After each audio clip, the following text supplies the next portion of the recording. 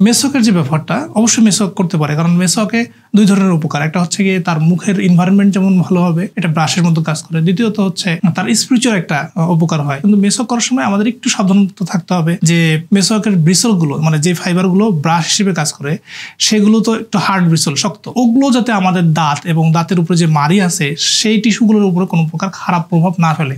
এই জন্য মেসওয়াক দিয়ে খুব বেশি ঘষে ঘষে ব্রাশ করা যাবে না, এবং ব্রাশিং টেকনিক কিন্তু এখানে খুব ইম্পর্টেন্ট। কারণ আমরা হয়তো সামনে পিছনে ব্রাশ করে অভ্যস্ত, এটা করা যাবে না। বরং দাঁতের যে লংগিটিউডিনাল, মানে দাঁতের বরাবর, অর্থাৎ উপরে নিচে দাঁতের যে দৈর্ঘ্য আছে, দৈর্ঘ্য বরাবর হচ্ছে ব্রাশ করতে হবে। এখানে খেয়াল রাখতে হবে যে আমি যাতে এটাকে এত বেশি ফোর্স না দেই যাতে হচ্ছে আমার দাঁত ক্ষয় হয়, অথবা আমি যাতে আমার যে গাম আছে বা জিঞ্জিভা আছে এই জিঞ্জিভাকে পুল না করি, তাহলে জিঞ্জিভাল রিসেশন হতে পারে, অনেক সময় জিঞ্জিভা ট্রমা হয়ে জিঞ্জিভাইটিস হতে পারে। সেই বিষয়গুলো খেয়াল রাখা উচিত।